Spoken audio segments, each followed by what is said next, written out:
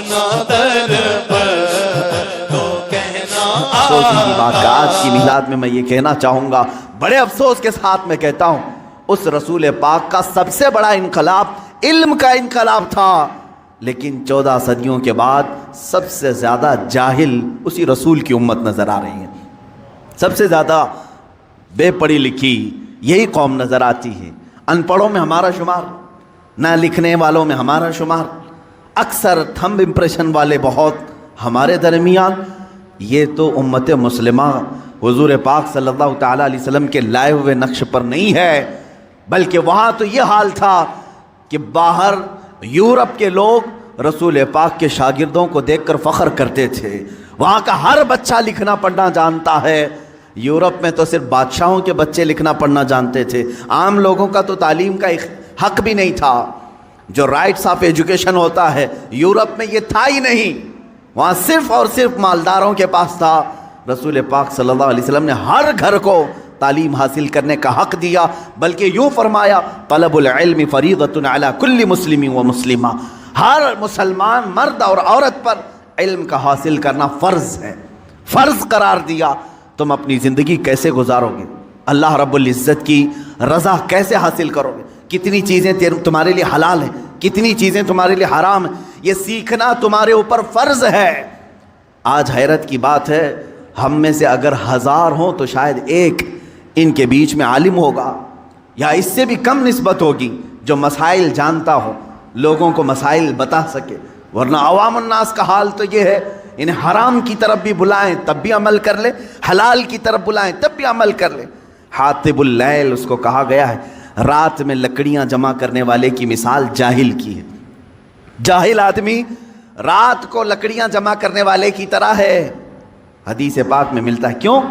رات میں ٹوکرا لے کر جو لکڑیاں جمع کرتا ہے اسے دکھتا تو کچھ نہیں، لکڑیاں بھی رکھتا ہے، کنکر بھی، پتھر بھی، جو ہاتھ میں آئے گوبر بھی، سب ڈال لے گا اپنے ٹوکرے میں، اسے پتہ ہی نہیں ہے کیا جمع کر رہا ہے۔ جاہل کی مثال ایسی ہے، حلال بھی کرے گا، حرام بھی کرے گا، واجب بھی کرے گا، مکروہ بھی کرے گا، سب کچھ کر جائے گا، اسے پتہ ہی نہیں ہے۔ جہالت اسلام کے لیے سب سے بڑا داغ ہے، اس لیے آپ دیکھتے ہیں کبھی حضور صلی اللہ تعالیٰ علیہ وسلم کے زمانے کے بعد کے زمانے کو دور اسلام کہتے ہیں، اور اس سے پہلے والے زمانے کو دور جہالت کہتے ہیں۔ اسلام کا اپوزٹ ہے دور جہالت، ہونا تو یہ چاہیے کہ اسلام سے پہلے کفر ہو، اسلام کا اپوزٹ تو کفر ہے، لیکن یہاں اتنا اپوز کیا گیا ہے جہالت کو کہ اسلام کا اگر سب سے بڑا اپوزٹ کچھ ہے تو جہالت ہے، نہ جاننا، علم کا نہ ہونا، یہ اسلام کا بالکل اپوزٹ ہے۔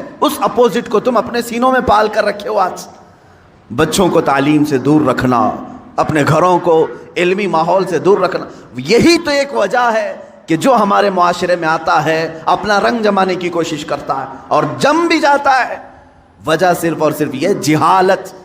اگر تم شریعت مصطفیٰ صلی اللہ تعالیٰ علیہ وسلم کے علم سے بہرہ مند ہو، آج کون سی چیز ایسی ہے جو تمہیں علم حاصل کرنے سے روکتی؟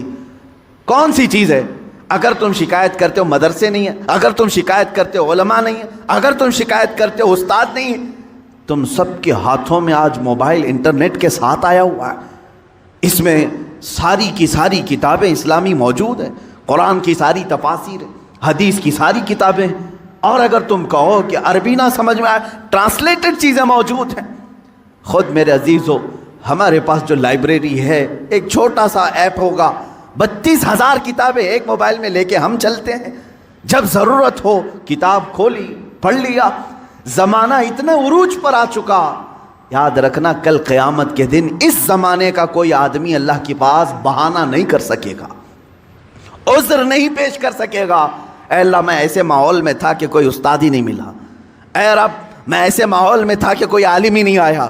تم تو عذر نہیں کر سکو گے، کم سے کم یہ بات یاد رکھو، پکڑ ہوگی، کیونکہ رب تبارک و تعالیٰ یہ فرمائے گا میں نے تو اپنا رسول بھیجا تھا اس لیے کہ علم عام ہو، تم نے تو علم کے سارے دروازے بند کر لیے، سارے دروازے بند کر لیے۔ عزیزان گرامی وقار، اس ریولوشن کی میں بات کر رہا ہوں جو علمی انقلاب تھا، روحانی انقلاب تھا۔